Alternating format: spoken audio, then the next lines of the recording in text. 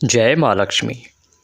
माँ लक्ष्मी का आशीर्वाद आप सभी को प्राप्त हो। आप देख रहे हैं देवभूमि ज्योतिष संस्थान का यूट्यूब चैनल देवभूमि धार्मिक। आज हम बात करेंगे कि महालक्ष्मी व्रत जो अगहन मास अर्थात मार्गशीर्ष मास में आता है, इसकी क्या महिमा है, किस दिन किया जाता है और कब इसको करना चाहिए। ये व्रत मुख्य रूप से 4 गुरुवार जो महीने के होते हैं उनमें किया जाता है। इसकी बहुत अधिक महिमा है। उसको किस प्रकार से आपको करना चाहिए, कैसे आप लाभ ले सकते हैं, क्या शुभ मुहूर्त रहेगा, क्या पूजा की विधि रहेगी जिससे कि माँ लक्ष्मी प्रसन्न होंगी, ये सभी आज का हमारा विषय रहेगा। मार्गशीर्ष महीने में लक्ष्मी प्राप्ति करने वालों के लिए गुरुवार व्रत सर्वोत्तम माना गया है। जो मार्गशीर्ष मास में गुरुवार पड़ता है यानी 4 गुरुवार, उसमें व्रत उपवास करना चाहिए। इसमें दिन भर व्रत उपवास करते हैं, फल और दूध जूस आदि लेते हैं आहार में, और शाम को माता लक्ष्मी जी की पूजा करके उनको खीर का भोग लगाते हैं, फिर स्वयं भोजन करते हैं। लेकिन इस दिन उपासक को नमक वाला भोजन नहीं करना चाहिए। शाम के समय जब हम भोजन करते हैं ना, तो उसमें नमक नहीं होना चाहिए। इस बात का हमें विशेष ध्यान रखना चाहिए। बिना नमक की और भी बहुत सारी चीज़ें हैं जिन्हें आप खा सकते हैं। ये भी ध्यान रखिएगा कि शाम के समय दही नहीं खाना चाहिए। दही खाने वालों के हाथ से लक्ष्मी जी चली जाती हैं। तो आप लोग बिना नमक और दही के आप लोग अन्य भोजन कर लीजिएगा। 2024 में कितने सुंदर सुंदर मार्गशीर्ष मास के गुरुवार दिन की तिथियां हैं। जी देखिए, पहला गुरुवार पड़ रहा है 21 नवंबर को। इस दिन गुरु पुष्य अमृत का भी योग है। दान आदि जितने भी सत्कर्म हैं वे सभी इस शुभ समय में सब महाफलदायी होते हैं, क्योंकि पुष्य नक्षत्र ये नक्षत्रों में राजा है और पुष्य नक्षत्र भगवान शिव जी की विभूति है। इसलिए इसमें किया हुआ जप ध्यान महाफल देने वाला होता है। तो इस दिन आप जो भी व्रत उपवास करेंगे ना, तो वो भी आपके लिए बहुत ही महाफल देने वाला होगा। आपको इससे 2 लाभ होते जा रहे हैं। शाम के समय आप पूजन करना, फिर उसके बाद चंद्र देवता को अर्घ्य देना होता है। तो चंद्र देवता को अर्घ्य देना है। यदि चंद्र देवता नहीं दिखें तो आप ऐसे ही ओम चंद्रमसे नमः, ओम चंद्रमसे नमः कहते हुए अर्घ्य दे सकते हैं। फिर उसके बाद आपको शंख का भी पूजन करना होता है। शंख का पूजन कैसे करें और माता लक्ष्मी जी का पूजन कैसे करें, यह भी हम इसी वीडियो के अंत में आपको बता देंगे। तो वीडियो को अंत तक देखिए ताकि संपूर्ण जानकारी आप प्राप्त कर सकें। जानकारी आगे बढ़ाएं उससे पहले आपसे निवेदन है कि कृपया कमेंट बॉक्स में जय माँ लक्ष्मी अवश्य लिखें। माँ लक्ष्मी आपकी मनोकामना पूर्ण करेंगी। जो व्यक्ति जय माँ लक्ष्मी लिखेगा उसकी सभी मनोकामनाएं पूरी करते हुए माँ लक्ष्मी उसके घर अवश्य पधारेंगी। पहले अब हम ये देख लेते हैं कि गुरुवार जो हैं वो कितने दिन हैं, ये सुन लेते हैं। देखिए, पहला गुरुवार हमने आपको बताया। जो दूसरा गुरुवार है ना, वो 28 नवंबर को है। इस दिन प्रदोष व्रत भी है। और देखिए, इस दिन आप व्रत उपवास करेंगे ना, तो शाम को माता लक्ष्मी जी के पूजन के साथ साथ आप भगवान शिव जी का भी पूजन कर लेना, क्योंकि इस दिन आप शिव जी का पूजन करते हैं तो वह अति फलदायी होगा। प्रदोष का दिन है। शिव जी पर आप अक्षत यानी खड़ा चावल, साबुत चावल आप चढ़ा दीजिएगा। ये आपके लिए बहुत अधिक उपयोगी साबित होगा, क्योंकि ऐसा करने से दरिद्रता दूर होती है और इससे धन संपत्ति आदि बढ़ती हैं। एक पंचमुखी दीपक लीजिएगा और उसे शिवलिंग के पास जला दीजिएगा। तो 28 नवंबर को जो आप व्रत उपवास करेंगे, सहज में ही उसका माता लक्ष्मी वाला व्रत भी हो जाएगा और प्रदोष व्रत भी हो जाएगा और भगवान शंकर की कृपा भी आपको प्राप्त हो जाएगी। दोनों ही व्रत दरिद्रता को मिटाने वाले हैं, तो इसका आप जरूर लाभ लीजिएगा। तीसरा गुरुवार है 5 दिसंबर को। इस दिन विनायक चतुर्थी का भी योग है। बहुत ही सुंदर समन्वय हो रहा है। देखिए, माता लक्ष्मी जी का भी दिन है और गणेश जी का भी दिन है। बहुत मुश्किल से बनते हैं ये संयोग। इनका लाभ लीजिए, ये अवसर बार बार नहीं आते हैं। विनायक चतुर्थी का पूजन और ऋतु उपवास इसलिए किया जाता है कि दरिद्रता दूर हो और धन संपत्ति में वृद्धि हो। तो विनायक चतुर्थी का पूजन आप दोपहर में ही कर लेना, यानी गणेश जी का पूजन आप दोपहर 11 बजे से 1:15 के बीच में गणेश जी का पूजन कभी भी कर सकते हैं। और इसके अंदर पूजन में आप गुड़ मिश्रित जल से भगवान को स्नान कराना और उस समय में गणेश अथर्वशीर्ष चालू कर लेना यूट्यूब पर, या फिर आप स्वयं पढ़ सकते हैं तो पढ़ लीजिएगा। हमने अपने चैनल पर अपलोड किया हुआ है, उस वीडियो को आप अवश्य चलाइएगा गणेश अथर्वशीर्ष चला के, और आपको यह स्नान कराना है। तो जो लोग नहीं पढ़ सकते हैं वो लोग इस वीडियो को प्ले करके और गणेश जी को इस प्रकार से गुड़ से स्नान कराना। जो लोग पढ़ सकते हैं स्वयं पढ़कर स्नान करा लेना। संस्कृत में है, कईयों को कठिनाई आएगी तो मैंने वीडियो बना रखा है, आप उसे प्ले करके और इसका लाभ लीजिएगा। शाम को माता लक्ष्मी जी का पूजन कर लेना है आपको। तो देखिए, विनायक चतुर्थी धन धान्य की वृद्धि तो करता ही है, और माता लक्ष्मी की उपासना हम लोग कर रहे हैं, तो दो योग एक साथ हो गए। अब आखिरी गुरुवार की बात करते हैं। आखिरी गुरुवार है 12 दिसंबर को। इस दिन अखंड द्वादशी का भी योग है। मेरे प्रिय बंधुओं, अखंड द्वादशी मार्गशीर्ष मास में ही पड़ती है। अखंड जो कभी खंडित नहीं होती, ऐसा पुण्य चिपक जाता है। 7 जन्मों के पापों को नष्ट करने का सामर्थ्य है इस अखंड द्वादशी में।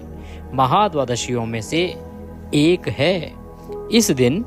इस दिन पितरों के लिए तर्पण जरूर कर लेना चाहिए। यदि आपके पास समय है तो इससे इनको भी अखंड तृप्ति मिलती है।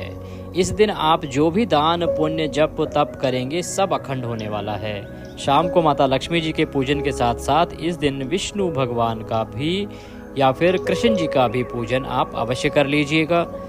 इस प्रकार से 2024 का जो मार्गशीर्ष महीना है, इसमें बहुत ही अद्भुत योग बन रहे हैं। बहुत ही अद्भुत 2 योग एक साथ बन रहे हैं। आप एक व्रत करेंगे और दूसरा व्रत अपने आप ही हो जाएगा। इससे आपको एक प्रकार से बूस्टर योग भी साथ में मिल जाएगा। इसीलिए मैं फिर कहूँगा, इस वर्ष 2024 में मार्गशीर्ष मास बहुत कुछ देने वाला है। लक्ष्मी की जिसको आवश्यकता है, धन की जिसको आवश्यकता है, वैसे तो धन की चाह किसको नहीं होती। अगर धन चाहते हैं तो इसका लाभ लीजिए। ये बार बार अवसर नहीं आते हैं, मैं फिर बता रहा हूँ आपको। ये 4 गुरुवार नहीं, 4 लॉटरी हैं आपके जीवन के लिए। अब बात करते हैं कि आपको पूजा किस प्रकार से करनी है। हम आपको इसकी पूजा विधि बता देते हैं। वो इस प्रकार की पूजा विधि होगी जो सभी के लिए हो, ताकि सामान्य से सामान्य जन भी आसानी से पूजा कर सके, जो सहज में इसको कर सकते हैं। महाराष्ट्र आदि जगहों पर कलश का पूजन किया जाता है। ऊपर नारियल रख के खूब अच्छे से सुंदर भाव से चुनरी आदि उड़ाकर। इस प्रकार जो लोग इस प्रकार से पूजन पहले से करते आए हैं वे लोग करें। अब मान लीजिए किसी को नारियल नहीं रखना है, केवल फोटो के पास रखना है, तो पंचोपचार से ही आपको पूजा बता देते हैं। आप लोग सहज में कर लीजिएगा, उसको आप ध्यानपूर्वक सुन लीजिए। देखिए, नारियल कलश स्थापित करके भी पूजा होती है। मुख्य रूप से ये महाराष्ट्र आदि क्षेत्रों में की जाती है। अगर आप उस प्रकार से करना चाहें तो नारियल और कलश स्थापित कर सकते हैं। अन्यथा केवल फोटो के साथ, कोई तस्वीर हो आपके पास, तस्वीर से, फोटो से या मूर्ति के साथ भी पूजा की जा सकती है, जो कि बहुत ही उत्तम फलदायी होती है। और ये पंचोपचार पूजा विधि है, इसको आप जान लीजिए। सबसे पहले लक्ष्मी जी और गणेश जी की कोई प्रतिमा या तस्वीर वहाँ पर रखिएगा, और सर्वप्रथम आपने क्या करना है कि गणेश जी को तिलक कर देना है। कुमकुम या संदूर लीजिए, उससे आप उन्हें तिलक कर दीजिए। फिर उसके बाद आप माँ लक्ष्मी को तिलक कर देना। आपके पास कोई तस्वीर या फोटो होगी ना, हम उसके अकॉर्डिंग आपको बता रहे हैं, उसी के हिसाब से आपको ये कर लेना है। तो पहले गणेश जी को तिलक कर देना है, फिर माँ लक्ष्मी को तिलक कर देना है। पंचोपचार में अब आप पुष्प चढ़ा दीजिएगा। आप पुष्प माला अगर लेके आए हैं, फूलों की माला कोई लाए हैं तो माला पहना दीजिएगा, अन्यथा पुष्प अर्पित कर दीजिएगा। खुले पुष्प आप लाए होंगे तो खुले पुष्प आप माँ को अर्पित कर दीजिएगा। तीसरा उपचार है, आप धूप दिखाइएगा, धूप जलाइएगा और धूप माता की तरफ करिएगा, गणेश जी की तरफ करिएगा। अगरबत्ती नहीं जलानी है, धूप बत्ती जलानी है और वो दिखा दीजिएगा माता को और गणेश जी को। फिर चौथा उपचार है, आप दीप दिखा दीजिएगा। घी का दीपक आपको यहाँ पर जलाना है, घी का दीपक जला के और वह दिखाना है। यदि किसी के पास धन का अभाव हो या किसी के पास प्योर घी नहीं हो तो उस स्थिति में तिल के तेल का दीपक जला लीजिएगा। मार्केट में चर्बी का घी बनता है, आजकल खबरें बहुत आती हैं, वो 100, 200, 300 रुपये में शुद्ध घी के नाम पर बिकता है और वो शुद्ध घी नहीं होता है। तो उससे बढ़िया ये रहेगा कि आप तिल के तेल का दीपक जला लेना और माँ को दीप अर्पित कर दीजिएगा। 5वां उपचार है माँ को खीर का भोग लगाना। भगवान गणेश जी को भी खीर का भोग लगा दीजिएगा और घंटी बजा दीजिएगा। पास में जल रख देना या खीर अर्पित करने के बाद जल उस पे चारों तरफ घुमा दीजिएगा। ये बहुत ही सहज विधान है, सीधा और सरल विधान है। इस विधि से आप पूजन कर लीजिएगा। इसके अंदर ना जो ये महालक्ष्मी व्रत की इसमें विशेषता अधिक होती है। व्रत का ही विधान है, पूजा आप सूक्ष्म तरीके से कर लीजिएगा। इसमें कोई बहुत विशेष प्रकार से पूजा करने की आवश्यकता नहीं होती है। ये व्रत अधिक कल्याणकारी है। पूजन हो गया आपका साधारण विधि से, इसका जो व्रत है वह चमत्कारी है। तो आप लोग अवश्य ही व्रत करिएगा, दिन भर व्रत करिएगा। और ये पंचोपचार वाला जो छोटा सा पूजन आप लोगों को बताया है ना, तो इसी प्रकार से इस सूक्ष्म विधि से ही आप पूजन कर लीजिएगा। देखिए, मान लीजिए कोई भी तिथि हो, पर्व हो, त्योहार हो, व्रत हो और आपके पास बहुत अधिक समय भी ना हो और पूरा विधि विधान से आप पूजन नहीं जानते हो, और हमने भी अगर मान लीजिए उसको लेके कोई वीडियो नहीं बनाया हो, तो आप ये चीज़ याद रख लीजिएगा कि पंचोपचार पूजन सबसे पहले तिलक करें, फिर पुष्प चढ़ाएं, तीसरा धूप दिखाएं, चौथा दीप दिखाएं और 5वां भोग लगाएं। ये शास्त्रीय विधि है, शास्त्रों में वर्णित है ये पंचोपचार विधि, इसी को पंचोपचार कहा जाता है। इस प्रकार से आप पूजन कर लीजिएगा। इस उपचार से आप किसी भी देवी देवता का पूजन कर सकते हैं। यह शास्त्र सम्मत पूजा है और इससे बहुत अधिक फल प्राप्त होता है।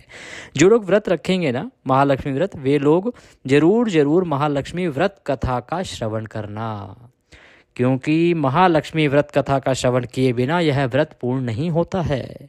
शाम के समय यह कथा कर लीजिएगा। हाथ में अक्षत पुष्प लेकर ये कथा का श्रवण करना चाहिए। फिर से आपको डेट बताते जाते हैं। देखिए, पहला गुरुवार 21 नवंबर को, दूसरा 28 नवंबर को है, तीसरा 5 दिसंबर को है और चौथा गुरुवार 12 दिसंबर को है। वीडियो सबको शेयर कर देना, क्योंकि बहुत ही डिटेल वाला वीडियो है और बहुत ही उपयोगी वीडियो है। सबके लिए बहुत फ़ायदेमंद रहेगा। ऐसा वीडियो आपको कहीं मिलेगा नहीं। इसमें सारी जानकारी है, विधि आ गई, कब कब है, कैसे कैसे है, साधारण तरीके से कैसे कर सकते हैं, शास्त्र सम्मत कैसे कर सकते हैं, संपूर्ण जानकारी है और सबके लिए उपयोगी है। जिसको भेजोगे आप वही आपको दुआ देगा। इसीलिए अवश्य इस वीडियो को शेयर कर दीजिएगा। चैनल पर नए हों और फिर से मिलना चाहते हों शास्त्र सम्मत जानकारियाँ प्राप्त करते रहने के लिए, तो कृपया देवभूमि ज्योतिष संस्थान का ये यूट्यूब चैनल ज़रूर सब्सक्राइब करते जाइएगा। जय श्री कृष्ण।